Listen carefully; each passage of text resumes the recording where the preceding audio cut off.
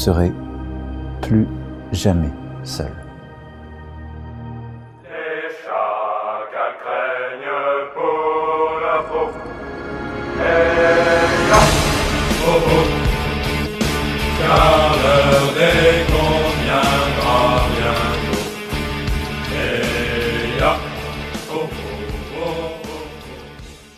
Je peux que vous encourager à faire en sorte de faire barrage en fait à la théorie du complot, à vous engager à ce qu'elle ne passe pas par vous. Par exemple en vous abstenant de partager un contenu douteux issu d'une source peu fiable, d'un média peu fiable, juste avec un geste comme celui-là, un geste d'abstention. Si vous ne le faites pas pour la démocratie, si vous ne le faites pas pour la concorde civile, si vous ne le faites pas pour la santé publique, faites-le au moins pour votre amour-propre.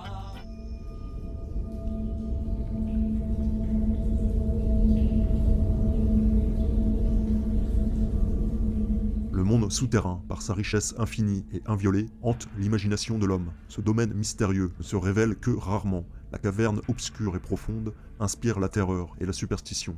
Ces bouches de l'enfer, accessibles après un long parcours dans les entrailles de la terre, peuvent servir d'initiation pour en revenir transfigurés. La descente de l'esprit dans la matière, au cœur de ce que certains gnostiques appelleront la terre-mère. Une descente dans l'Hadès, conduisant aux mystères les plus obscurs.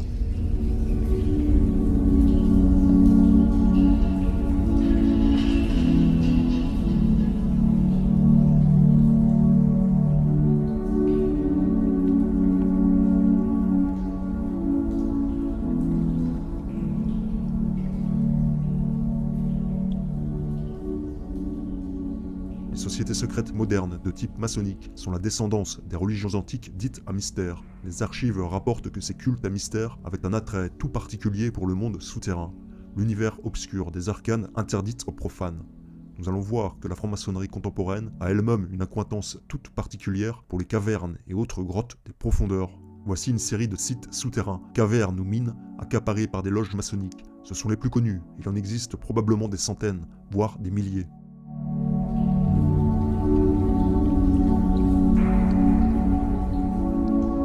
Religieux et musicologue Karl Dönitz, ayant consacré une grande partie de sa vie à l'étude de l'œuvre de Mozart, ayant grandi au milieu des frères de Salzbourg, nous apprend que la loge des Illuminés de Bavière organisait souvent leurs assemblées en pleine nature, dans ce qui semble bien être une pratique des mystères de Isis. Il y avait à Salzbourg plusieurs groupes d'illuminés, une organisation paramaçonnique donc, qui s'est répandue surtout à partir de 1776 en Autriche. Il y avait les loges d'Apollo, de la science, des chœurs réunis pour les femmes. Ces illuminés tenaient souvent leurs réunions dans le parc de Aigen, au pied du Geisberg à Salzbourg. Ils en avaient fait une sorte de forêt des dieux, avec des hôtels, des monuments funéraires, etc. Et ce parc appartenait d'ailleurs à l'un de leurs membres, von Hamann, un des amis qu'on trouve dans toute la correspondance des Mozart, en particulier le père en parle. Et la cérémonie d'initiation se passait au Hexenloch, c'est-à-dire le trou des sorcières, une grotte située dans le bas de la montagne, qui à l'époque était fermée par une porte à claire-voie. Cette entrée était flanquée de 2 colonnes soutenant un symbole des mystères d'Isis, des mystères anciens, c'est-à-dire un sphinx ailé. Et la tradition rapporte que, dès l'époque romaine, cette grotte avait servi aux fidèles de Mitra et d'Astarté. En y pénétrant, on entend une chute d'eau au fond de l'abîme. Les cérémonies d'initiation avaient lieu la nuit, et la grotte était donc éclairée par des torches. C'est tout à fait le décor de la scène des épreuves de la flûte enchantée. J'ai là une gravure. Vous voyez, vous avez l'entrée de la grotte avec les décorations. On voit l'eau qui coule, il y a la forêt des dieux, enfin tout ça. Et il y a plus précis encore. Dans la description salzbourgeoise de 1792, Hübner précise à la page 468, là j'en prends mes notes, n'est-ce pas, que le Hofrat Ernst von Gilowski et M. von Hamann organisaient des réunions nocturnes dans cette grotte avec Mozart.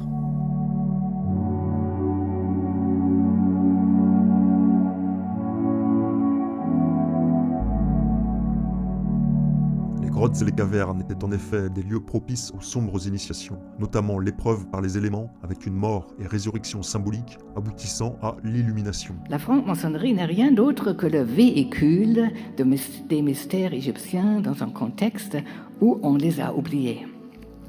C'est ainsi que la grotte hermétique, grenier souterrain à savoir et lieu de l'initiation, devient l'emblème de la sagesse secrète. On en trouve dans presque tous les jardins que les riches francs-maçons se firent faire dans les dernières décennies du XVIIIe siècle.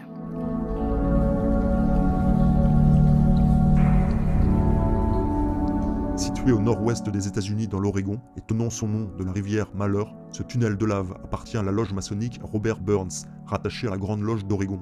Depuis des décennies, les maçons organisent des réunions annuelles au plus profond de cette caverne isolée dans le désert. La dernière en date, la 83e, s'est tenue les 27, 28 et 29 août 2021. La première réunion officielle de francs-maçons dans cette caverne a eu lieu le 1er octobre 1938. Depuis, chaque année, des frères viennent des 4 coins du pays pour se terrer dans cette profonde cavité qui, selon la légende amérindienne locale, serait une porte vers le monde souterrain. La seule fonction que l'on puisse alors raisonnablement attribuer à ces installations extrêmement ambitieuses était la création d'un espace soustrait au regard du profane et réservé à la religion ésotérique. La thèse de Warburton se trouva alors définitivement validée par les découvertes de l'archéologie et la mise au jour de l'Égypte souterraine. Cet antagonisme entre religion populaire, publique et garante de la pérennité de l'État, et religion secrète, philosophique, des mystères, s'exprimait en Égypte sous la forme d'une opposition entre architecture visible et architecture souterraine.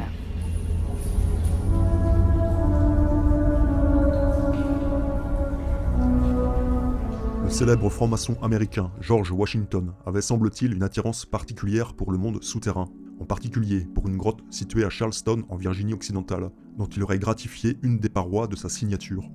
Dans les années 1770, 2 des frères de Washington, ainsi que plusieurs autres frères francs-maçons, ont acheté la parcelle sur laquelle se trouve cette caverne, aujourd'hui connue sous le nom de grotte maçonnique de George Washington. Au fond de cette cavité se trouve une chambre arrière accessible après avoir traversé une piscine d'eau froide de 15 mètres. C'est là que se tenaient les réunions de la loge maçonnique. De nombreux emblèmes et symboles maçonniques sculptés sont encore visibles, ainsi qu'une sorte d'autel. La dernière réunion Pour éviter la désinformation, quelques petits conseils. Vérifiez la source, regardez qui a écrit l'info que vous lisez, et est-ce que la personne ou cet organisme est digne de confiance. Et vous pouvez aussi aller sur The Decodex, Hoaxbuster, Check News, Les Observateurs, Vrai ou Fake. Ce sont tous des sites qui recensent les fake news, qui vous dire comparez, variez les sources, regardez ce que les autres médias disent sur un sujet. Si aucun journal, aucune chaîne de télé, aucune radio n'a parlé d'une info, eh bien c'est probablement qu'elle est fausse. Mettre en œuvre le projet de lumière à l'abri des loges et des sociétés secrètes.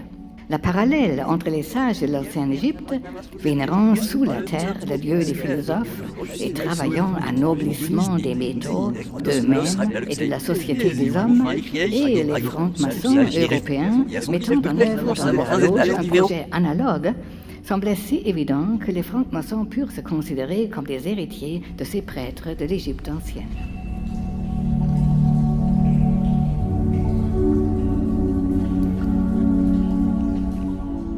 Situé aux États-Unis dans le comté d'Amador en Californie, le site Volcano possède des cavités rocheuses ayant servi également à des réunions maçonniques dès la fin du 19e siècle. Aujourd'hui, le site est la propriété de la loge dite Volcano.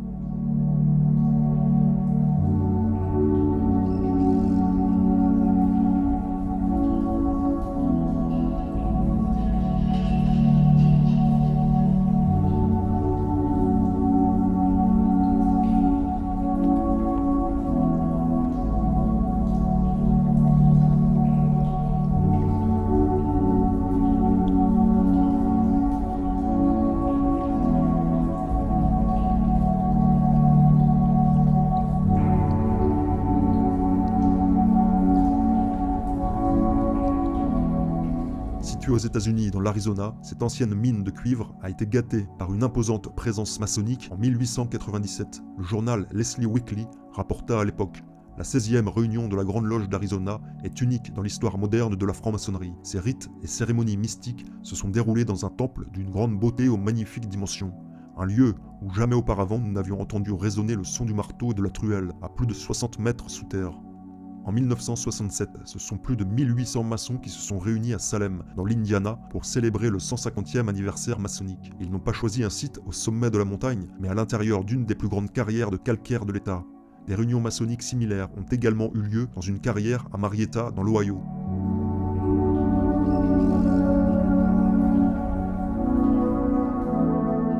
En Angleterre, à Torquay dans le Devon, les francs-maçons de la loge Miles Coverdale ont célébré leur 700e réunion dans une spectaculaire grotte préhistorique appartenant au vénérable maître de cette même loge. Sa famille est la gardienne de la caverne depuis 5 générations, c'est-à-dire depuis 1880.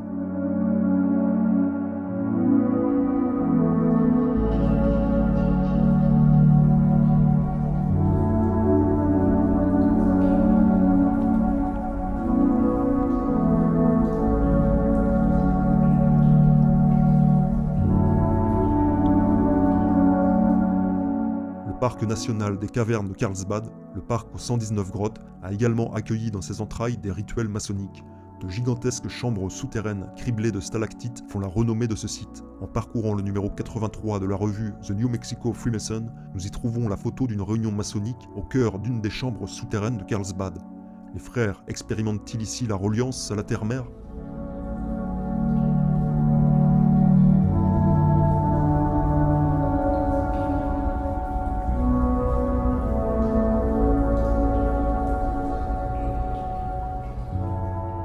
Cette vidéo amateur nous montre une expédition dans une grotte de la montagne Lookout en Géorgie aux États-Unis. Selon la femme qui filme, il s'agirait d'une grotte maçonnique. On y voit ce qui semble être des aménagements taillés directement dans la pierre, des marches, des sortes d'autels ainsi que des bancs.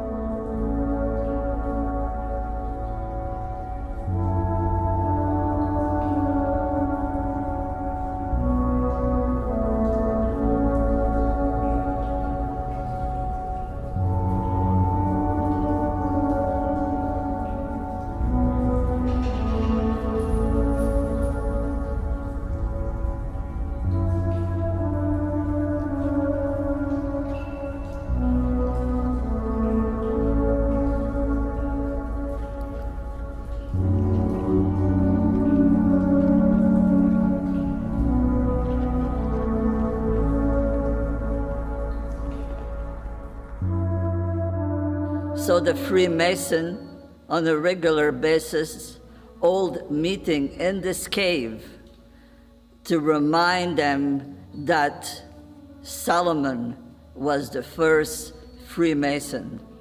Aussi appelée la mine de Salomon, cette grotte située à Jérusalem a été gâtée par la présence maçonnique dès 1868, lors d'une cérémonie présidée par le grand maître de la Grande Loge du Kentucky, les francs-maçons d'Israël. Ils tiennent donc une réunion annuelle depuis les années 1860.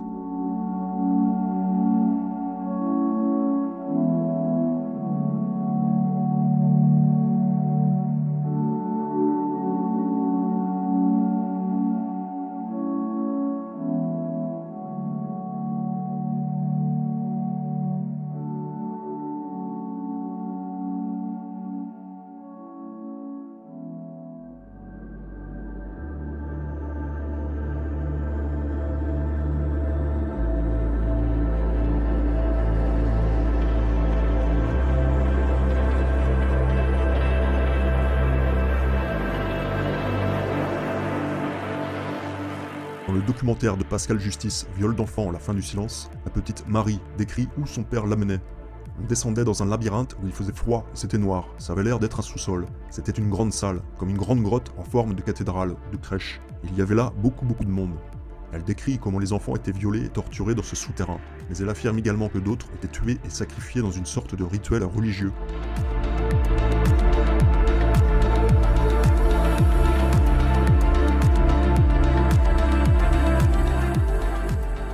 Pour conclure, revenons sur la scène d'introduction montrant une petite fille courant après un papillon monarque qui l'entraîne vers une grotte au milieu de la forêt. Il s'agit du film Hide and Seek, renommé en français Trouble Jeu, probablement l'un des plus explicites sur le contrôle mental basé sur les traumatismes et le TDI. Ce film met en scène un père, psychiatre, ayant une double personnalité à la Dr Jekyll et Mr Hyde, dont une des personnalités fait subir des sévices à sa fille multi-traumatisée. Nous découvrons à la fin du film que cette mystérieuse caverne est en fait l'endroit où Charlie, la personnalité méchante et sadique du père, traumatise et programme la petite Emily. Le papillon monarque est clairement une référence à la programmation MK.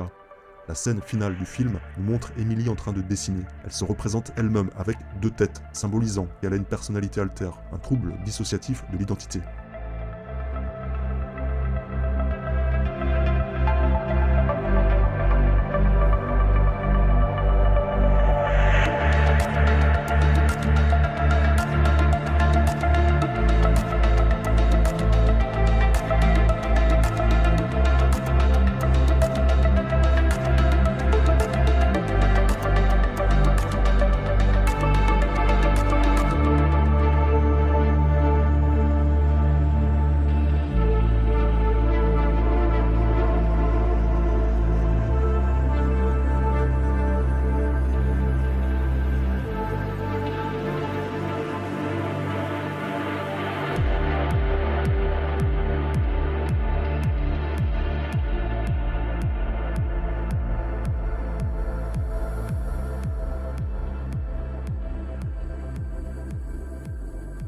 Vater überschüttet Noemi mit Liebe.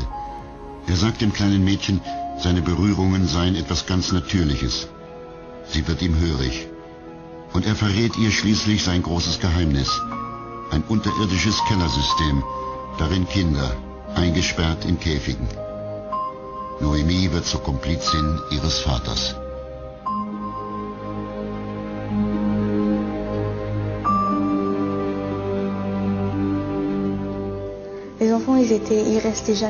Die Kinder blieben dort unten niemals lange am Leben. Nur solange sie vergewaltigt und gefoltert wurden, und dann hat man sie getötet. Das war's.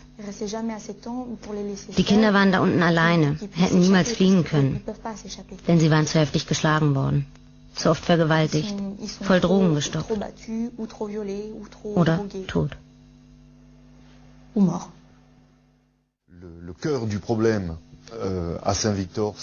Das Problem an Saint-Victor, an diesem Fall, ist jedoch, dass die Existenz der unterirdischen Gänge komplett verneint wird.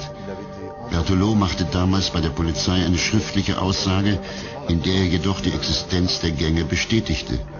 Deshalb sind wir mit ihm noch einmal nach Saint-Victor gefahren, um uns zusammen anzuschauen, was er damals recherchiert hatte.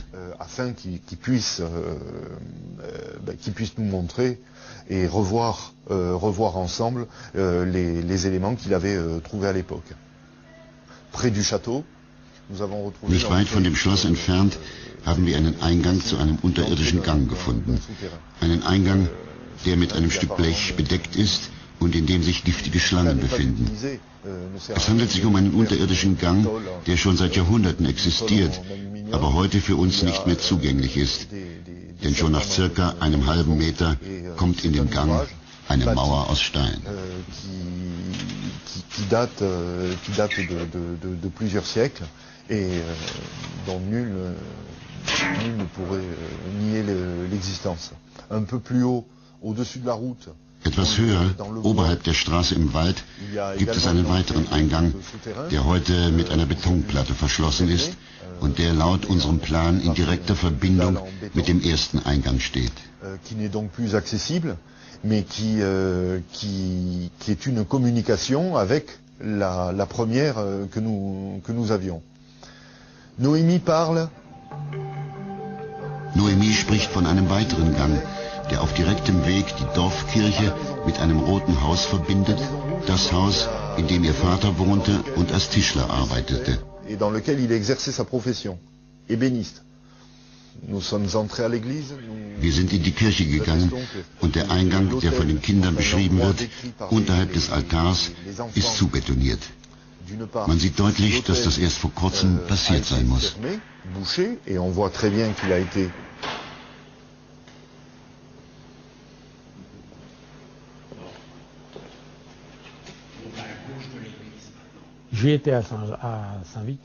Ich war schon mehrmals in Saint-Victor. Es gibt da unterirdische Gänge. Ich hatte damals die Gelegenheit, davon Fotos zu machen. Diese Fotos habe ich in die Hände des stellvertretenden Leiters der Polizei von Privas gegeben, Morin. Nein, entschuldigen Sie, Marron. Er sollte sie zu der Akte mit dem Protokoll meiner Anhörung legen. Diese Anhörung hatte ich im April 1999 bei der Polizei gemacht. Doch die Akte ist ganz plötzlich verschwunden. Weder die Fotos noch das Protokoll meiner Anhörung sind aufzufinden. Vous semblez particulièrement perturbé. Vous pouvez me dire ce qui vous est arrivé? Vous pensez que je suis cinglé? On n'utilise pas ce terme ici.